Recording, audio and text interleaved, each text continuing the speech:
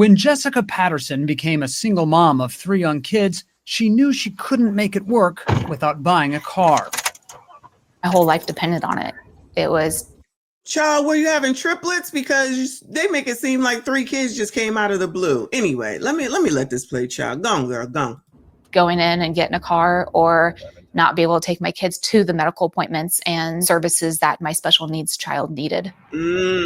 So she headed to this used car lot outside Kansas City, where a saleswoman pointed her to a Kia Rio, priced at $15,000. That's good, that's good. With a $12 an hour job as a receptionist and no savings, Patterson knew she'd need a loan. She put my information in this little computer. It was like bloop, bloop, bloop, bloop, bloop, bloop, bloop. And then Exeter came and flashed across the screen. Exeter.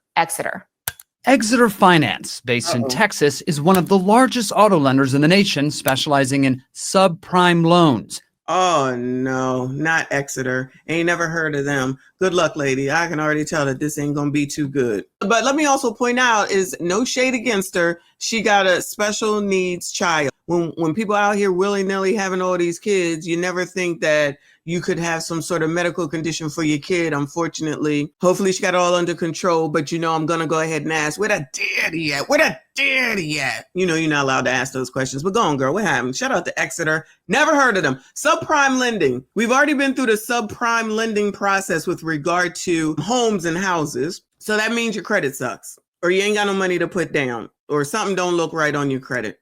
But somebody will let you borrow, and it's going to be at a higher interest rate, which means a higher payment, and you're going to pay more to interest than you are to the daggone loan. $15,000 is not a lot of money, in my opinion, for a car. That's actually a good price for a used car. Hopefully the car is decent. I could do that. But anyway, go on, girl. Designed for customers with poor credit. We're here to help, it says on the company's website. Yes. But that help, we learned, can come at a steep price. Our joint investigation with ProPublica found that Exeter borrowers, already struggling financially, often say they are surprised to learn they owe thousands of dollars more than they anticipated at the end of their loan. Those extra charges are a moneymaker for Exeter, but drive borrowers deeper into debt. That's what happened to Patterson. She bought her Kia in 2017 with a sky. Good fucking buy. Nope.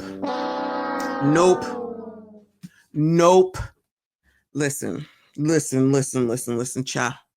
Listen, cha. No, ma'am. No, ma'am. No, ma'am. No, ma'am. No, ma'am. No, ma'am. Nope. Child, what is wrong with Americans? Please don't say that it's the school's fault. That woman looks like she is old enough to know better. That is a credit card rate that, if you are carrying a balance, is going to cripple your ass. If you're paying it off, if you pay your credit cards off in full every month, the interest rate doesn't matter. The interest rate doesn't matter. And that's basic, like, credit card knowledge that I know a lot of people don't know and understand. No one who's paying in full gives a damn about what the interest rate is. I don't give a damn about interest rates for credit cards. If you're carrying a balance, that's a different daggone story. Ain't no way on God's green earth that there's any card that is worth it to pay and it's a 72-month loan. Do you hear me? 72 months, 402. 402 is the payment, which is doable for some of us, but not somebody making $12 an hour. How for 72 months? Oh my God. And it's 72 months. That's, what is that? 5 years is 60. So 6 years, 6 years. Lord, help your people. I am flabbergasted, child. Anyway, come on, child. A high interest rate of 25%, financed by Exeter. The company charges the highest interest rates of any auto lender in the country, listed in publicly available data reviewed by ProPublica. I was just like, holy bejeez, I don't know if I can do this, but I need the car. Ma'am, another person, I'm going to just say person, I'm not going to say what I know y'all know what I want to say. I'm going to just say another person that's doing this to themselves when she knows that this ain't right. She know that this ain't right. Wow. Patterson soon fell behind on payments. When she called Exeter, a representative offered her what seemed to be a lifeline, a loan modification known as an extension, which would give her a short-term break from having to make any payments. She said she agreed on the spot. What did you know about what an extension would mean? No knowledge. That rep did not explain to me what the extension meant. They just... Oh, the rep didn't explain to me what the extension meant. It means that you don't have to pay, but do you think that you never have to pay it? So y'all really think that if you called up anybody, it could be Chase, it could be Bank of America, it could be Wells the fuck Fargo, that if you call them and say, well, I really can't make this payment, they'd be like, child, don't even worry about it. You can skip this month. Where y'all think that payment goes, Bueller? Where do y'all think that payment goes, Bueller? And do you think it's free? Odds are it ain't free, and it's going to the back of the damn loan, which means it's extended. Wow. But it's the rep's responsibility. You are a grown woman with 3. Come on, child. Come on, child. Oh, Lord. Said it was no problem. We could take care of it. Let us put the payment toward the end of the loan term for you. And I said, really? It's that easy? And they're so they did tell you? like, yeah, it's that easy. 3 former Exeter employees told us the company was quick to hand out extensions like these to struggling borrowers. Of course they do. I wanted to walk away. Claire Groves Like I was said, one of the representatives on the other end of the line during calls with people like Jessica Patterson beginning in 2019. She says even though they explained interest charges would continue to add up with an extension, they did not spell out the actual cost. There was a spiel. Now you got to spell out the actual cost. You know what the actual information is when you hear those commercials that say if you take whatever DRUG in order to help your toe from being increasing in size, and then they blip off all that information real quick. That's the information that you need to be paying attention to. But for some reason, no one ever pays attention to it. And you go to the doctor and say, you want that medicine from that TV program that keeps your big toe from getting bigger. But, in the small writing on that piece of paper that come in with all them packages with the DRUGS, it explains all that nobody ever reads. I'm going to need Americans to stop acting like the information that they're looking for ain't there. They just choose not to get it. But somebody else is responsible for letting you know, as an adult.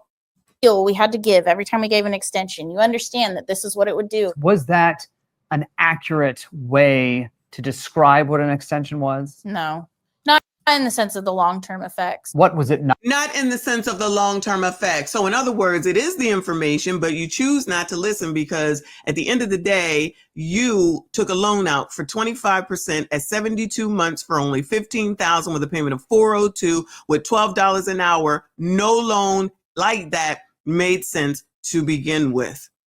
But then you call them back to say that you want an extension. They give you all the information. And now, because they didn't explain the long-term effects, now it sounds like they're still saying it's the company's fault, banking fault, whoever Exeter is. Got it. I tell you, the blame game in 2025 is getting better and better, cha. Not saying. It wasn't saying that there was the potential of thousands of dollars being due at the end of the loan. Common sense should tell you that, but clearly we know common sense ain't so common. The extension simply pushed payments down the road, she told us, but consumers would still have to pay every bit of the loan. Again, why would people think that they're not going to have to? I'm just so confused. Where are we living today? I'm so effing confused. So people just think if you call, so that payment just disappears and you just never have to pay it. I'm going to need us to get it together. Get it together. Just pisses me off. Plus extra interest. She said extensions were one way she and her colleagues could earn bonuses by keeping loans from heading toward default, a claim Exeter denies.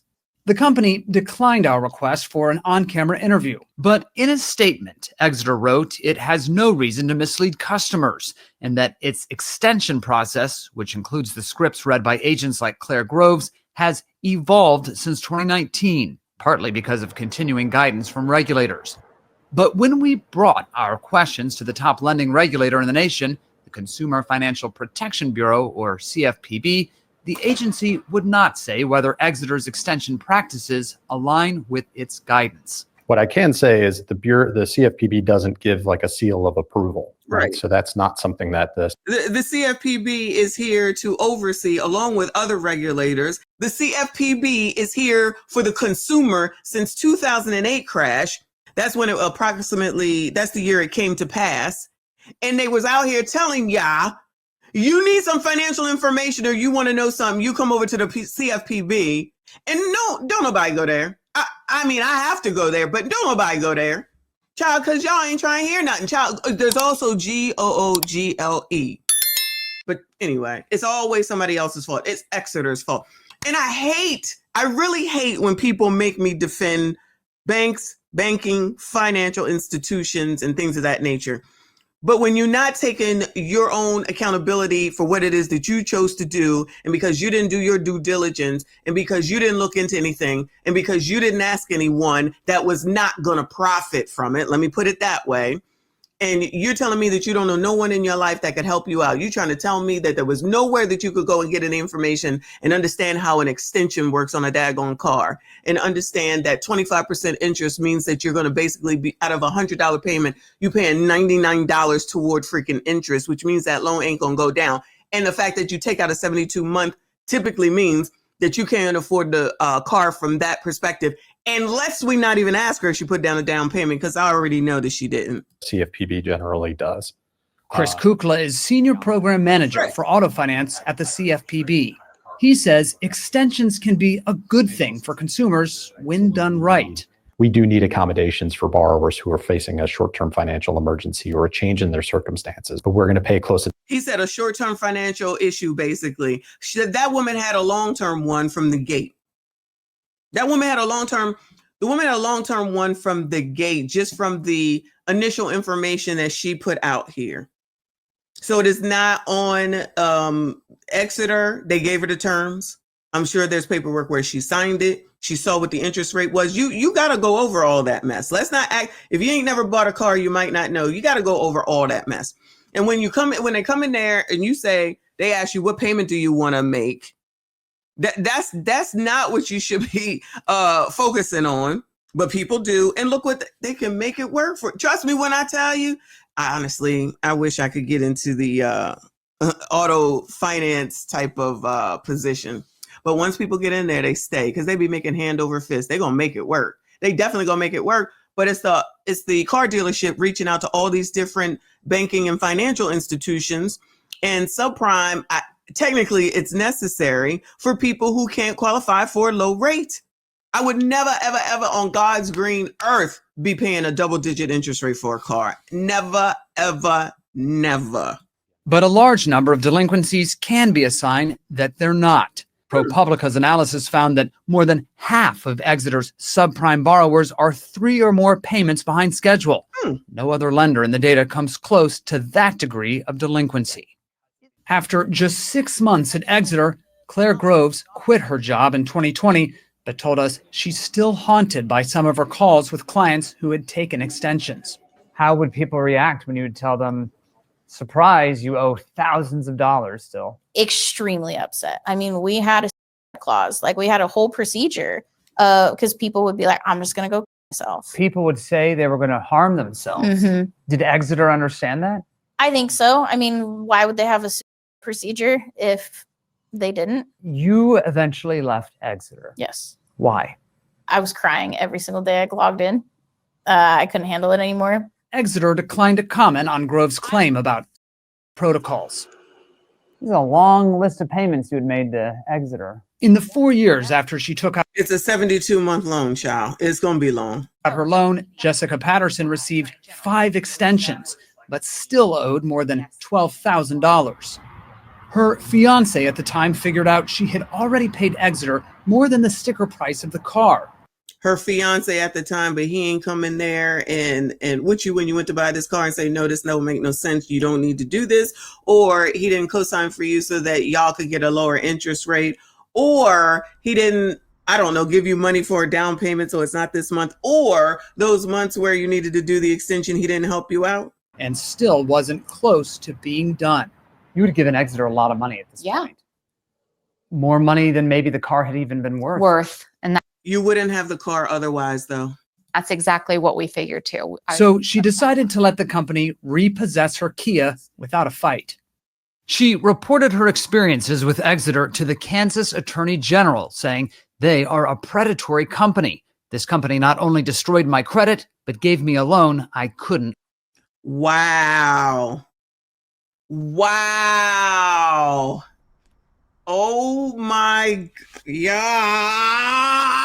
Oh my goodness gracious. It's not my fault. My frontal lobe was not formed. Oh my God, how could they do this to me as a woman? Even though I got the terms up front, even though I signed my John Hancock on that form, it's their fault. They preyed on me. Somehow they lured me in. Somehow they brought me in through hypnosis and brought me in and said, here, this Kia is for you. This specific Kia is for you. This is yours. This is you. And I said, okay, against my will. And I drove around in it against my will. And I enjoyed it all that time against my will. Because honestly, girl, you could have did a voluntary repossession. Now your credit is ruined and it's all their fault because your credit sucked to begin with. And you would have not had a car at all. You would have not had a loan at all. Wow. Wow. Afford. What's there? Patterson's fiance is now her husband, and she has a new career as a real estate agent. Together, she told us they're working every day to dig themselves out of debt, but can now afford 2 vehicles with the help of a different lender. The Kansas Attorney General declined to take action against Exeter after Patterson was in touch with them, but there were about 200 other complaints similar to hers made to attorneys general across the country. Yes, blame the company that gave you the loan because you wouldn't get one otherwise, even though if they gave you the damn terms up front and you signed daggone paperwork. I don't understand how these people whose credit sucked and you needed what you needed and you went for it because that's how desperate you were, then you want to blame them. But then you got people out here talking about your credit don't matter and we don't care. Those people who are saying they're not going to pay their student loans and that they don't care if they go into default and all that other stuff because they're not paying them back. And when they need something and they go out to look for a car or go look for a house or whatever they're going to go look for to try to finance, and then the interest rate comes up at 25% and they go ahead and take it, they'll be blaming said person as well. Wow. I can't even believe what I just heard. Welcome to 2025, where no one is responsible for anything. And it's everybody else's fault, y'all. I got no empathy nor sympathy for none of them. But y'all, let me know what you think. Make sure you hit the like button, subscribe if you are new. I see you all in the next one.